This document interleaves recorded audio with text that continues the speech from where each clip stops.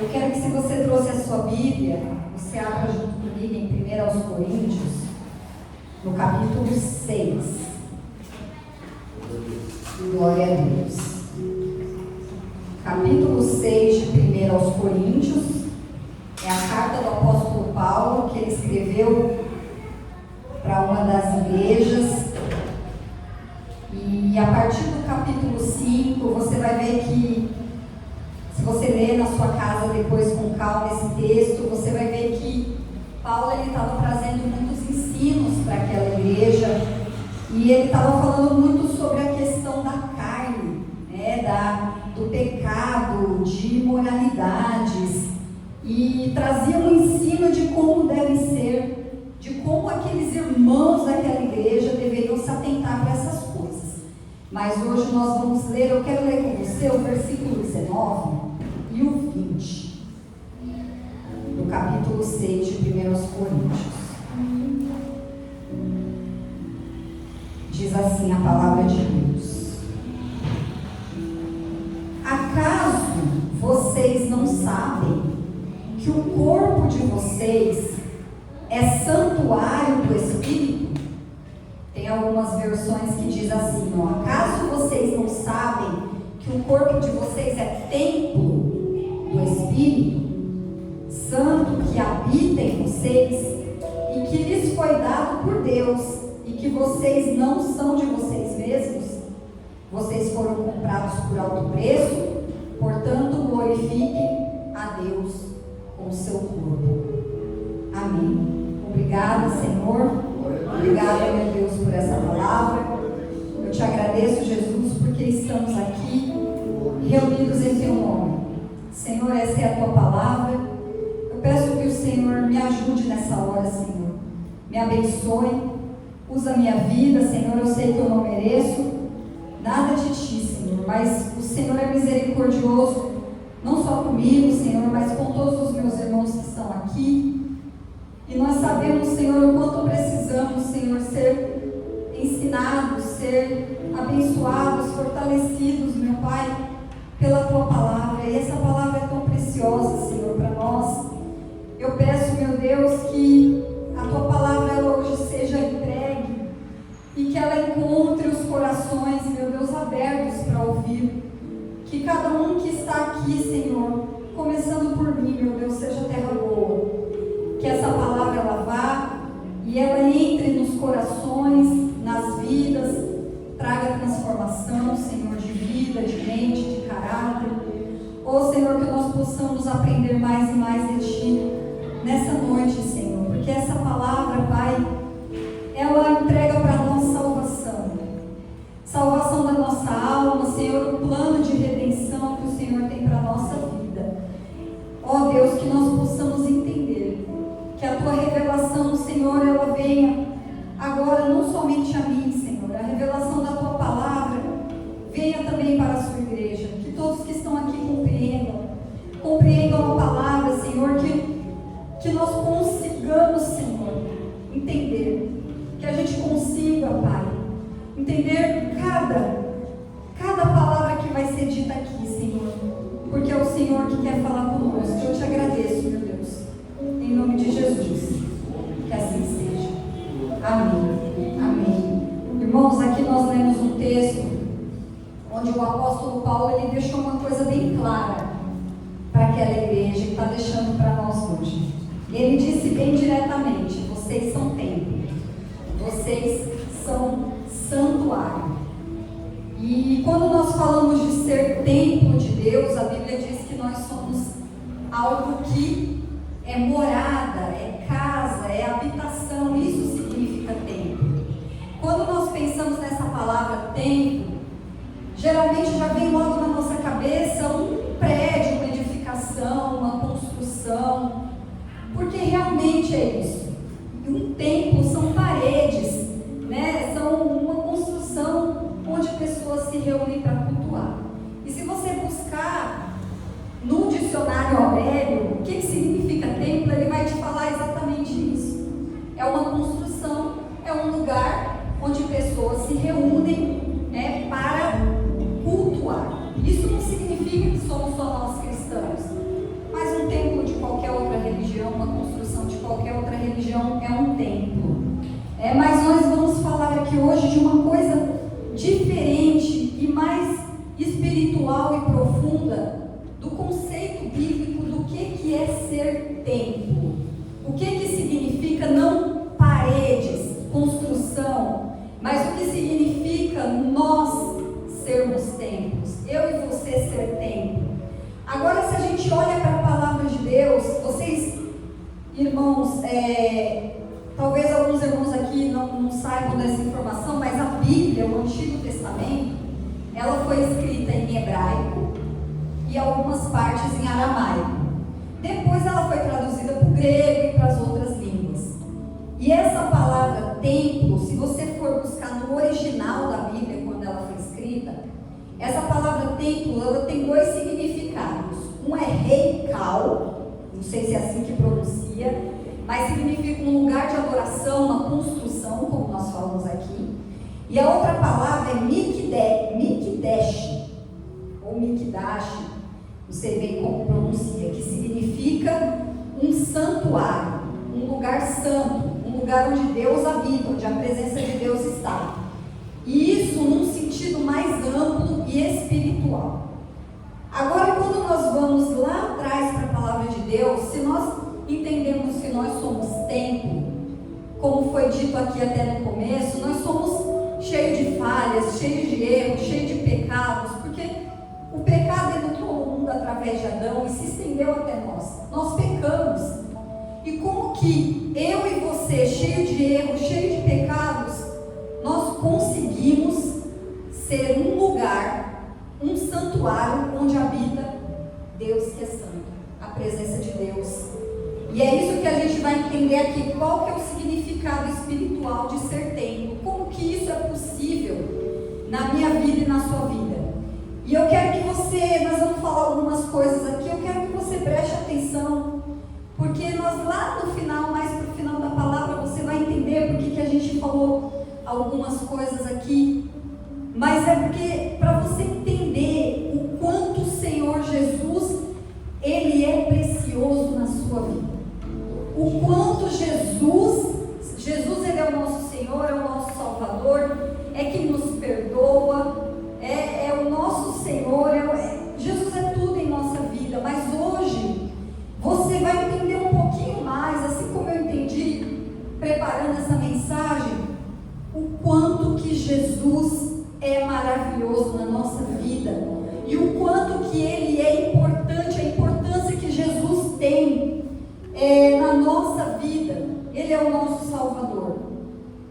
E quando nós vamos tentar entender o que é templo, a gente vai voltar um pouquinho lá no Antigo Testamento, como que era o templo lá no Antigo Testamento. E os irmãos sabem que quando Deus ele formou o homem, a Bíblia diz assim que Deus formou o homem à nossa imagem. Ele disse: vamos formar o homem à nossa imagem e à nossa semelhança.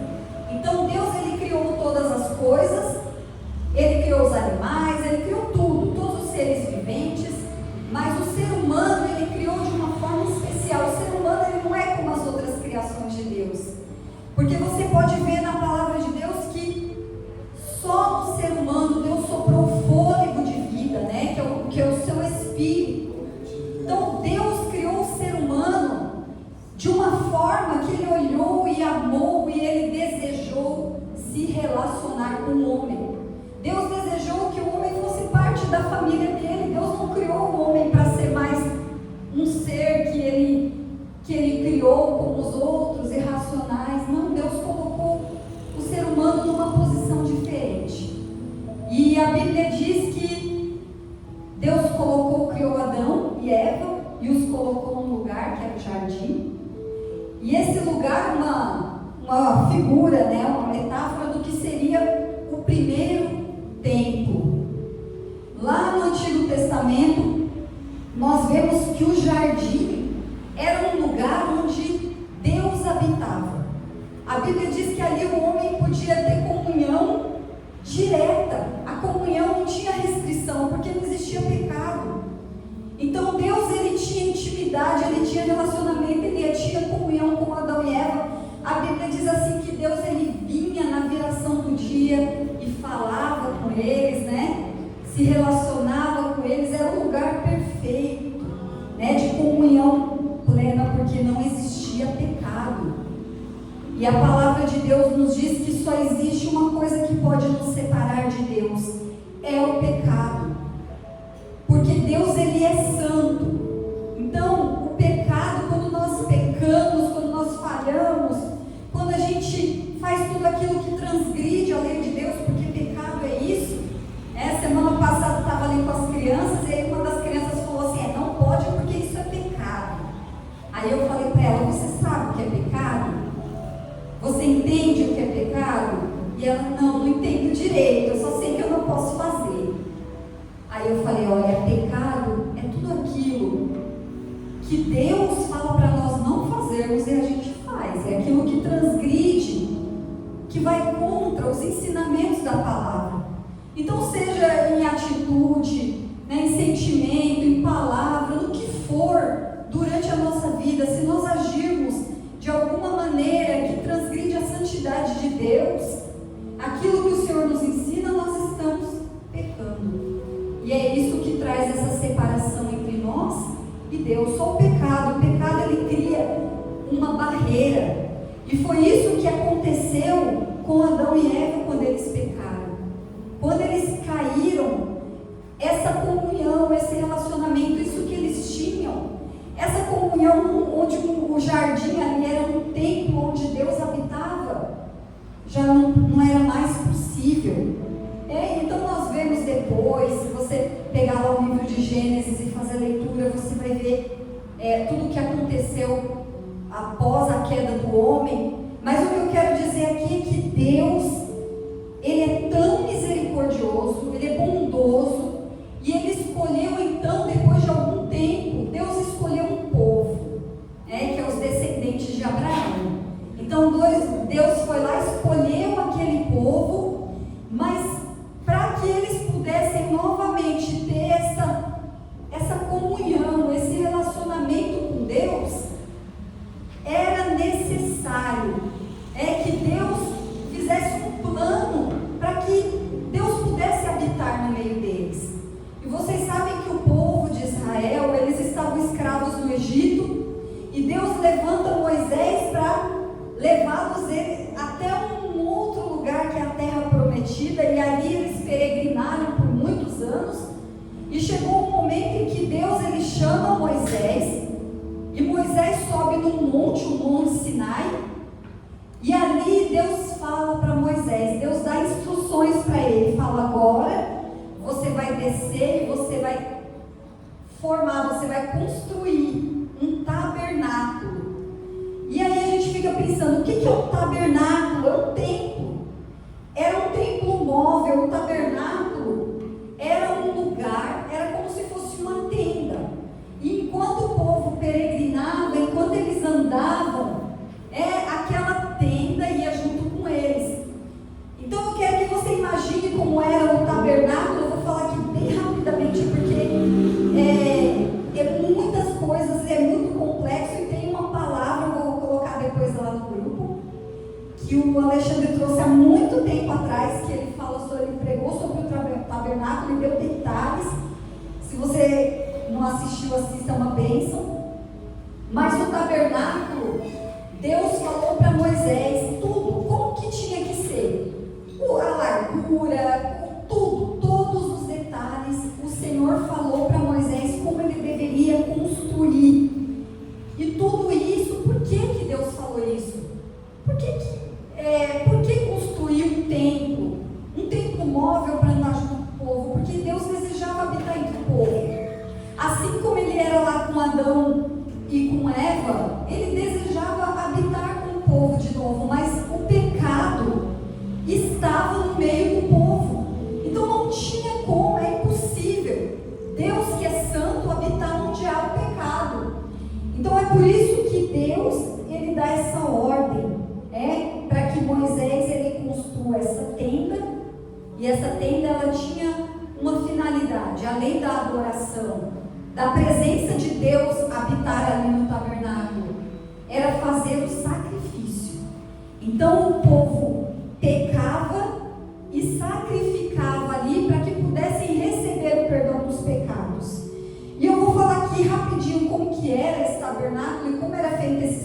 sacrifício, porque depois nós vamos entender que Jesus, como nós falamos, agora não é mais tabernáculo.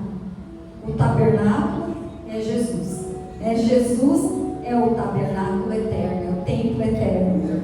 Então, Deus, Ele falou, olha, era um pátio grande, onde tinha uma porta, claro, de entrada. Então, as pessoas que pecavam e que iam lá fazer oferta pelo seu pecado, elas entravam, por aquela porta, e tinha um sacerdote, que era o líder espiritual da época, e logo na entrada, a primeira parte ali do tabernáculo, você vai ter, que é o chamado pátio, você tem o altar do sacrifício e uma bacia com água. O altar do sacrifício, então, a pessoa entrava com um animal puro, imaculado, sem mancha, entrava e junto com o sacerdote ele ia lá, colocava o animal sobre o altar do sacrifício, a pessoa colocava a mão sobre o animal e ali imolava, até derramar todo o sangue do animal e ofertava em sacrifício para que o pecado que estava naquela pessoa, o pecado que ela cometeu, fosse transferido para o animal e assim ela fosse purificada do seu pecado. E a bacia com água era onde os sacerdotes lavavam as mãos e os pés. Isso era logo na entrada. Imaginando um pátio grande, logo na entrada você tinha isso. Depois tinha um outro local que é o chamado lugar santo. Nesse lugar, do lado esquerdo, tinha um candelabro com 7 lâmpadas que tinham que ficar acesas o tempo todo. E tudo isso, irmãos, cada utensílio desse, cada coisa, cada peça que nós estamos falando aqui tem um significado espiritual.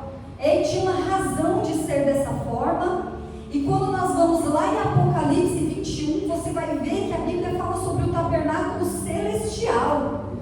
Que nós vamos um dia estar lá na glória. Então no lugar santo tinha à esquerda o candelabro com essas lâmpadas, a mesa dos pães da proposição e mais um altar de incenso, onde era queimada ali e a fumaça. Por isso que nós cantamos aqui, Às vezes a gente canta o louvor aqui e não sabe o que está cantando. Que fala no santo dos santos, a fumaça se esconde sobre os olhos sem cantar. Mas é um lugar onde eles ofereciam sacrifícios de adoração e também os sacrifícios para a purificação dos seus pecados. E tinha um outro local que era um lugar santíssimo. Para entrar no lugar santíssimo só podia ser o sumo sacerdote uma vez por ano, e existia um véu. E aí nós vamos entender porque que a Bíblia diz que o véu do templo se rasgou de alto a baixo, quando o Senhor Jesus foi crucificado. Então o lugar santíssimo, o que separava o lugar santo do lugar santíssimo era um véu, e ali ninguém podia entrar, nem o sacerdote, só o sumo sacerdote, que era como se fosse o chefe dos sacerdotes, E então, dentro daquele lugar santíssimo é onde ficava a Arca da Aliança, que simboliza a presença de Deus. E dentro da Arca da Aliança está lá a vara de Arão, as tábuas da lei, que foi escrita pelo dedo de Deus. Então, a Arca da Aliança, que era a presença de Deus, representada pela presença de Deus. Ali não podia, quem entrasse ali, não entrasse puro, sem pecado. Tanto, irmãos, que o sumo sacerdote, eles amarravam uma corda na cintura e uns sinos, porque se ele entrasse ali e tivesse impuro, não tivesse limpo, morria na hora. Era assim. Então, tudo isso Deus exigiu que fosse dessa forma. Deus colocou que fosse dessa forma porque era necessário para o perdão dos pecados do povo, para que ele pudesse habitar. E a Bíblia diz assim, irmãos, que enquanto o povo caminhava até uma terra prometida, esse tabernáculo, essa tenda ia junto. E tinha a coluna de fogo, a coluna de nuvem, que é a presença de Deus. Que ali Deus mostrava ao povo que estava com eles, que habitava entre eles, a presença de Deus, através do tabernáculo.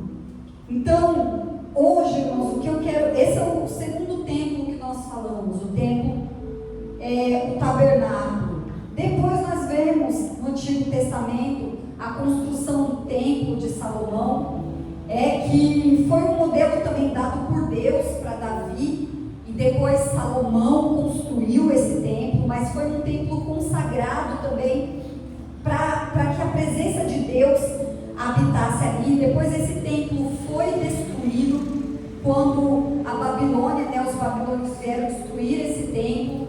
Aí teve a reconstrução do templo, tudo isso permitido por Deus, por ordem de Deus, é bíblico. E esse segundo templo, que foi reformado por Herodes, é aquele templo que é falado lá na época de Jesus. Que Jesus entrou e destruiu os mercadores que estavam ali. Esse é o templo que foi reconstruído lá atrás.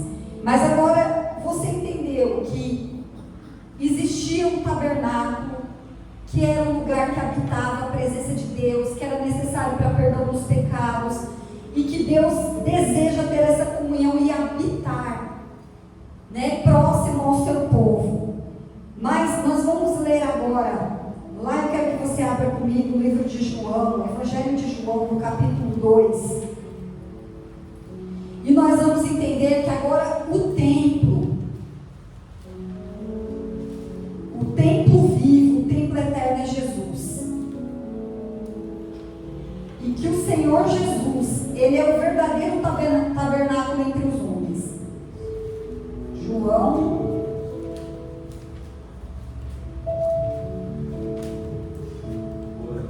2, no 19 e no 20, a Bíblia diz assim.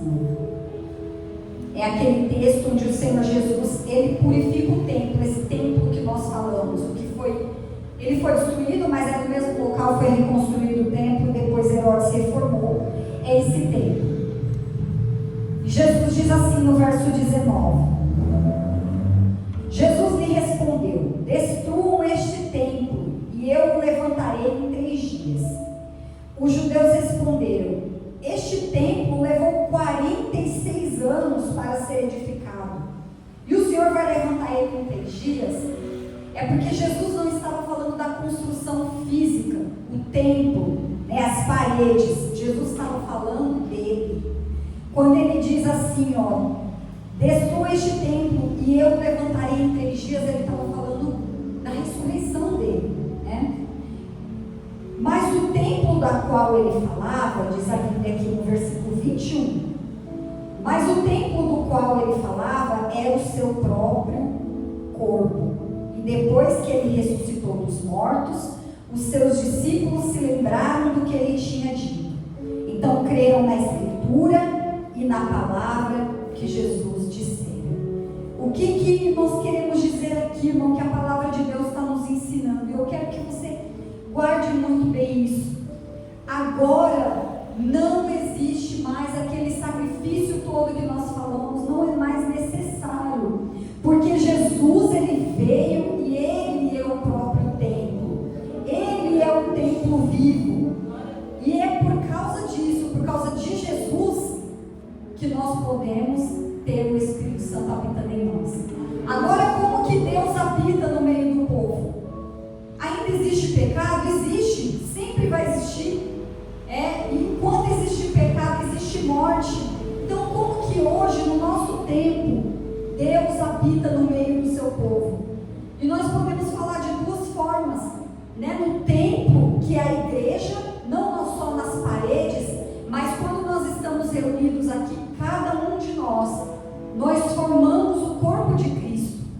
Então, nós somos um templo, a igreja é um templo. E um templo individual, esse seria um templo coletivo. Mas tem um templo individual, que é eu e você. Quando você entende a palavra de Deus, quando você aceita Jesus, quando Jesus nos aceita, quando nós ouvimos o Evangelho de Jesus e aceitamos a palavra de Deus, nós passamos a ser templo, morada do Espírito Santo de Deus. Mas para que isso aconteça, como era lá no Antigo Testamento, os irmãos viram como era lá no tabernáculo. Era uma coisa, tinha que ser consagrado, sagrado, né? Não podia haver pecado, não podia para Deus habitar, e ainda é assim. Para que Deus habite em nossa vida, para que o Espírito Santo esteja dentro de nós e Ele realmente habite em nós, nós precisamos estar limpos. Mas como se eu peco? Como isso pode ser possível? O que eu devo fazer para que o Espírito Santo, que é o próprio Deus, a própria presença de Deus, ela esteja dentro de mim, ela esteja na minha vida? O que eu posso fazer? Aí nós colocamos aqui. Primeira coisa, nós precisamos estar puros, purificados dos nossos pecados. E aí é um momento em que a gente pensa, como que isso é possível? Como que é possível que eu seja purificado dos meus pecados? É através do sangue de Cristo. Mas tem algumas coisas que nós precisamos fazer para ser purificado, para estar limpo dos nossos pecados. Tem algumas coisas que a gente tem que fazer. E a primeira coisa é crer em Jesus. É crer em tudo isso aqui que eu te falei. Que agora Jesus é o templo. Que agora Ele é quem nos purifica de todo pecado. Ele é o Cordeiro que tira o pecado do mundo. A primeira coisa, nós precisamos crer realmente nisso. Que o véu do templo se rasgou quando Jesus se entregou na cruz. A Bíblia diz lá em Mateus 27, 51, que o véu do templo, ele se rasgou de alto a baixo. E rasgou mesmo o véu. Isso aconteceu porque estava se concretizando aquilo que acontecia lá no tabernáculo.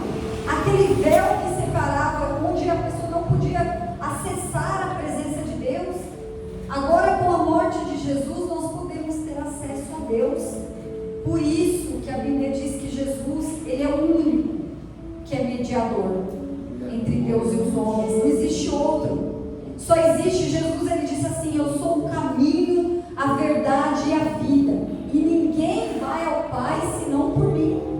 Então, não tem como nós estabelecermos um relacionamento com Deus, uma comunhão com Deus, e se não for através de Cristo Jesus.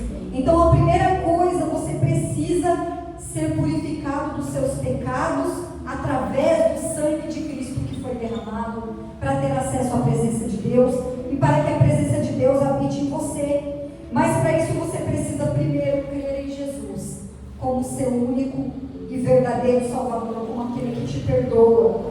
Em segundo, você precisa se arrepender. Não basta eu crer, não basta eu só saber, não, Jesus ele é maravilhoso, ele veio, ele se entregou, ele fez tudo isso por mim, morreu numa cruz, mas eu não me arrependo dos meus pecados. É necessário o arrependimento. A Bíblia diz assim que nós precisamos nascer de novo. É nascer da água e nascer do Espírito. Mas como eu posso nascer de novo já sendo velho? Como eu posso nascer de novo, voltar para a barriga da minha mãe e nascer de novo? Nascer da água e do Espírito é transformação de vida, é mudança. É mudança de vida. E para isso a gente precisa crer em Jesus, se arrepender dos nossos pecados e também cumprir as ordenanças de Deus. A palavra de Deus diz: permaneçam, Jesus diz: permaneçam em mim e eu permanecerei em vocês. Essa é a promessa de Jesus. Mas para isso a gente precisa cumprir as ordenanças de Jesus, que nós precisamos nos batizar nas águas, nós precisamos participar do corpo e do sangue de Cristo. É isso que nos liga a Deus. Então a primeira coisa, para que o seu templo, para que você seja cheio, para que Deus possa habitar em você, busque a purificação dos pecados, crendo em Jesus, se arrependendo, buscando, orando, clamando, confessando os nossos pecados a Deus. Em segundo, eu coloquei o segundo ponto: nós precisamos andar em santidade. Assim como era lá atrás, não é possível que Deus habite em um lugar que não é santo, que não é consagrado, que não é separado para Ele. O nosso corpo sagrado, é santuário de Deus. Não tem como Deus habitar. Então a palavra de Deus diz assim que até o Pai, né, nós que somos humanos, sabemos dar coisas boas aos nossos filhos. Imagina Deus não dará o Espírito Santo àqueles que pedirem. Mas Deus só pode entregar o Espírito Santo a nós se nós estivermos limpos, purificados. Não tem como. Senão Deus não pode habitar em nós. E para isso é uma vida longe de pecado. Não tem jeito. Irmãos, eu estava lendo um livro esses dias e estava falando a respeito do mundo que nós vivemos. E alguns estudiosos aí, o pessoal que não estudiosos da Bíblia, mas estudiosos do mundo, da sociedade, de como está o mundo hoje, lá na década de 90, eles começaram a chamar o mundo que nós vivemos de mundo VUCA. VUCA é uma sigla, né? VUCA. Isso lá nos anos 90, que vem do inglês, né? Cada letrinha dessa é uma palavra em inglês. E o V é de volátil, que esse mundo é volátil, ele muda toda hora, ele é incerto, ele é complexo e ele é ambíguo. Aí em 2020, quando veio a pandemia e toda a mudança que aconteceu no mundo, eles passaram a chamar o mundo, eles falaram, esse mundo está BANI, que é B-A-N-I, que também são letras que vêm do inglês, que significa que esse mundo é frágil, ansioso, não linear e incompreensível. Foi 4 características que eles deram para o mundo. Isso significa que eu e você vivemos num mundo que é caótico. Esse mundo aqui é corrompido, a gente já sabe disso. Esse mundo aqui não tem nada de bom, né? Tudo é difícil, as pessoas estão doentes. A gente olha, se você olhar para o seu convívio, para, familiar, vizinhança, trabalho, onde você estiver, você vai ver que as pessoas estão doentes, porque estão vivendo num mundo corrompido. Mas a Bíblia diz assim que nós somos sal da terra, luz desse mundo. Se nós somos templos do Espírito Santo e o Espírito de Deus habita em nós estamos inseridos nesse mundo, não somos desse mundo, e nós precisamos ter uma vida diferente. E as pessoas, elas realmente estão doentes, fisicamente, emocionalmente, não é doença só de corpo, mas da mente, da alma, e principalmente espiritualmente. A Bíblia diz assim que existem muitos fracos e doentes, e muitos que dormem. Mas a Bíblia nos chama para despertar, a palavra de Deus nos chama para despertar, e isso está acessível para nós. Nós temos Jesus, nós entramos aqui e a palavra de Deus, ela diz, onde estiver 2, 3 reunidos em meu nome, Jesus diz, ali eu estou no meio deles. Então, se Jesus está aqui, que é o templo vivo, está aqui, nós temos acesso a Jesus. Nós podemos falar assim, Jesus, eu estou aqui. Senhor, eu estou aqui.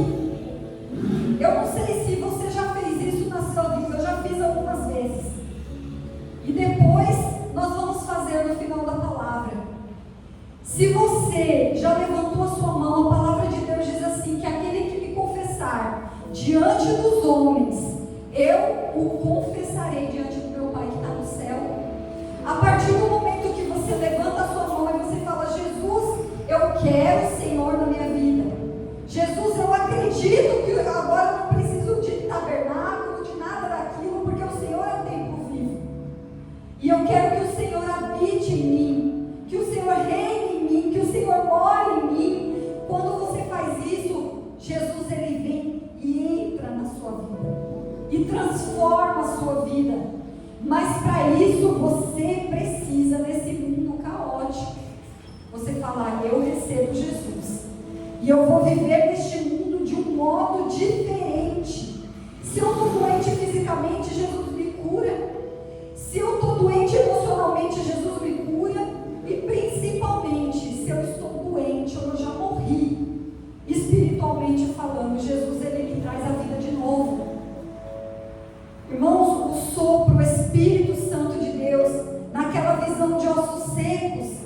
É justamente isso que a gente vê na palavra. Aqueles ossos estavam mortos, né, na visão do profeta, e quando o Espírito Santo de Deus é soprado, eles revivem. Não há impossíveis para Deus na nossa vida. Não há impossíveis de falar assim: para mim não tem mais jeito, acabou, minha vida não tem jeito. Existe um jeito. A palavra que nós estamos ouvindo aqui hoje, que Jesus traz para nós, é uma palavra de salvação. É uma palavra onde nós olhamos para esse mundo aqui, nós nos preocupamos com um monte de coisas desse mundo. Eu me preocupo também.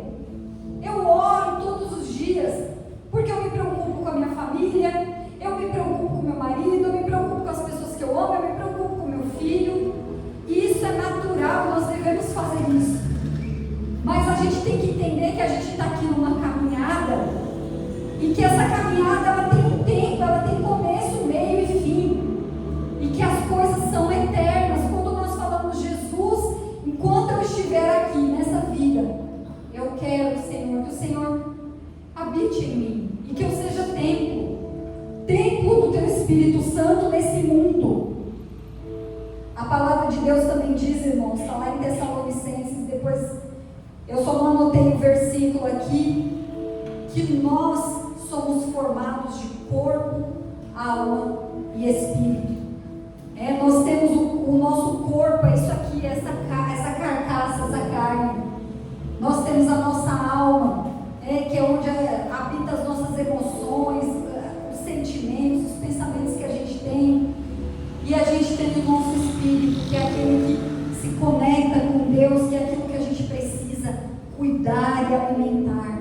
Então, para que você seja cheio, que eu seja cheia do Espírito Santo, a gente precisa se preocupar em cuidar do nosso corpo, da nossa alma, do nosso espírito.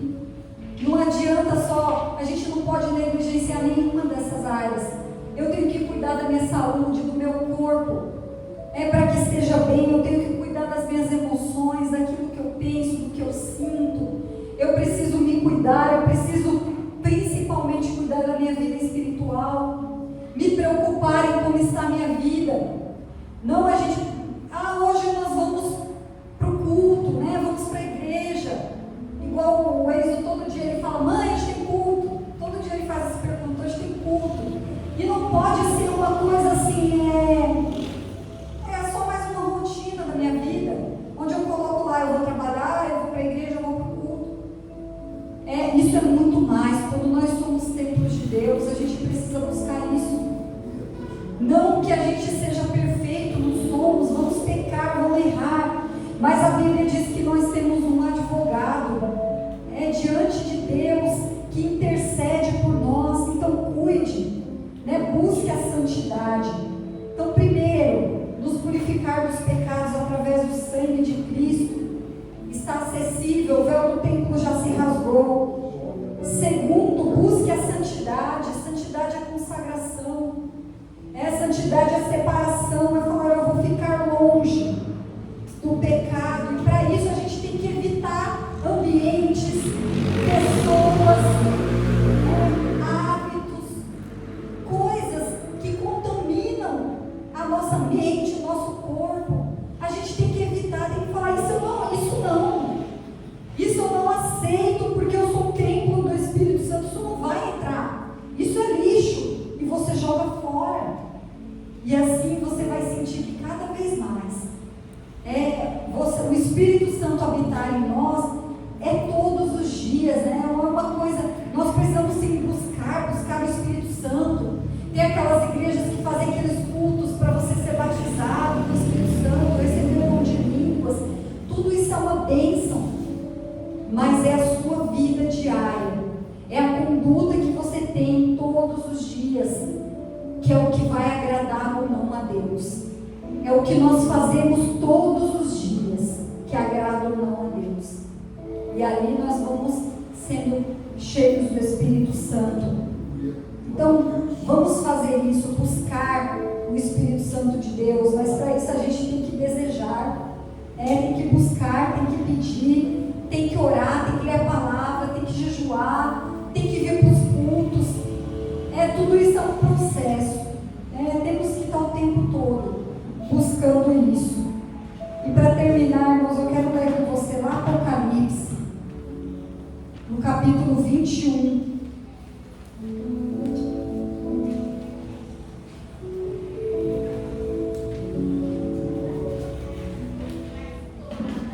Apocalipse 21, no versículo 3.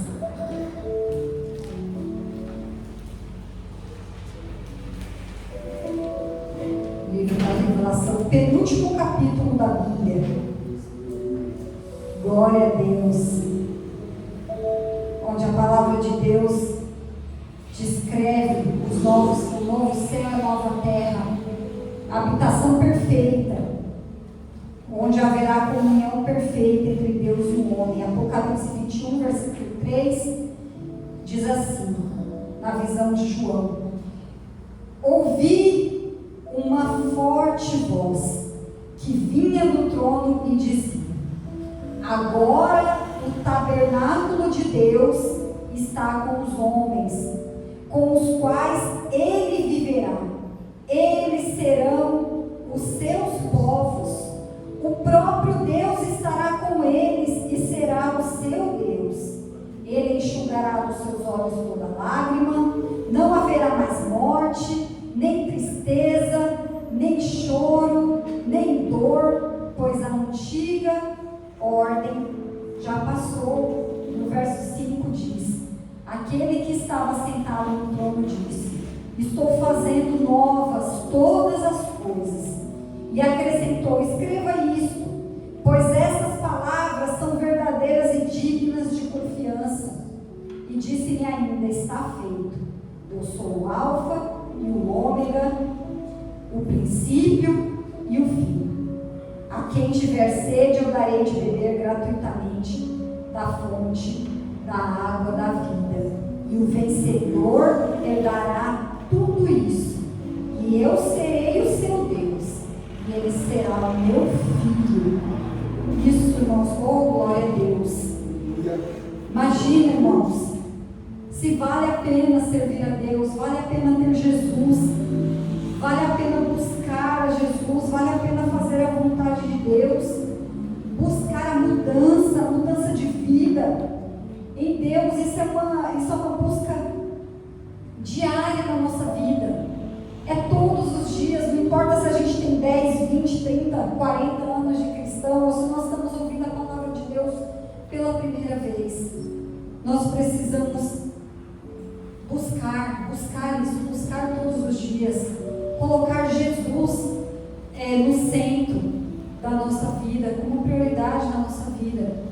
Como nós falamos aqui agora, você tem acesso, eu tenho acesso, graças a Deus, à presença de Deus. A gente não precisa de um monte de ritual, a gente só precisa dobrar o joelho e orar, que nós temos acesso à presença de Deus. A presença de Deus está dentro de nós, porque nós somos o templo, a morada de Deus. Você é o templo, a morada de Deus, mas para isso é necessário ter Jesus.